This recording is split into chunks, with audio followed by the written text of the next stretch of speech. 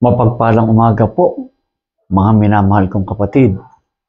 Ito po, si Monsignor Father Jaime Vicente po, na buong puso na magbibigay po ng mga gawain o pagkagabay para sa inyo lahat at magbibigay po ng mga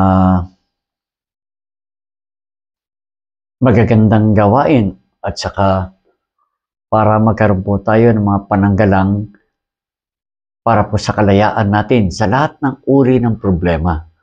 Mga kapatid ko,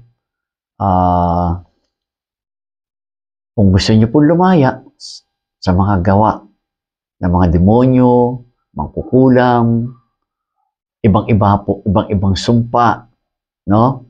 Una sa lahat, manalangin tayo sa kay Amang makapangyarihan sa lahat, mga kapatid, ha?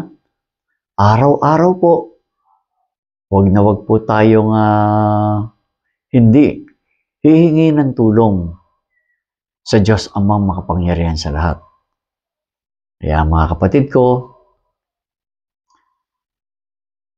inutos ng Diyos Ama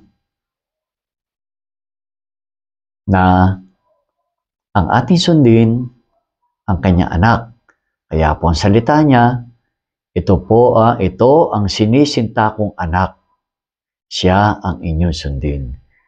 Kaya may dumating pong mensahe sa akin, mga kapatid kong minamahal, na gumawa ako ng pananggalang. Inutos po ito ng Banal na Espiritu upang ang taong gagamit nito ay magkakaroon siya ng kalayaan. Kalayaan po sa iba-ibang uri ng mga gawa ng mga demonic activity, no? Alam niyo po, napakarami nito. Pero kung meron na po kayo na tinatawag na ito po na deliverance, alam niyo mga minamahal kong kapatid, ang mensahe ng Panginoong Jesus, no, sa akin,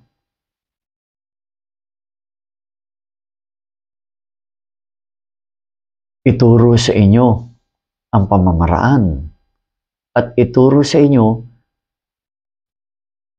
na ang Panginoong Jesus lang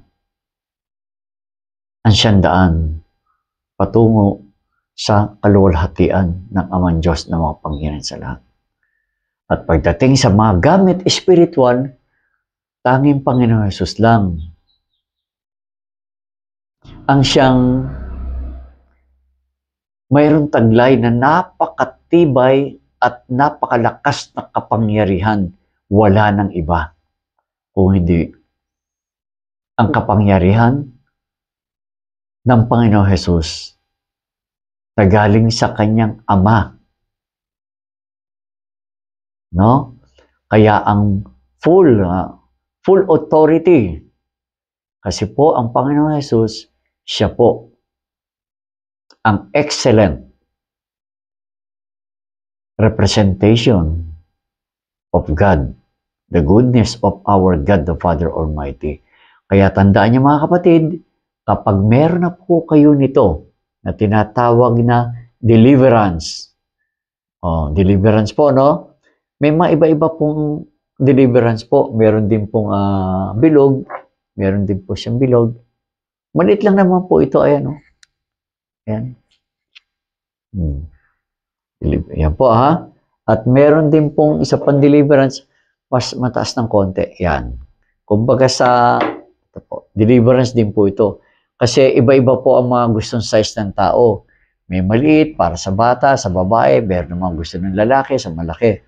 Tandaan niyo mga kapatid, napakalakas po ng kapangyarihan. Wala na pong iba. Kung hindi galing sa Diyos Ama, Diyos Anak, Diyos Espiritong Banal ang kapangyarihan ito. Pagpalain po kayong lahat, mga kapatid kong minamahal. Ito po, nakapromo po ako. Basta kumontak lang po kayo sa 0917-841-2098. Kumontak lang po kayo. Dahil po, ngayon, 5 days na lang po, 1 week na lang po. ang promo. Matapos na po tayo, babalik ito sa tunay niyang halaga, pero kumontak po kayo. Usap po tayo. Okay? Magandang umaga po.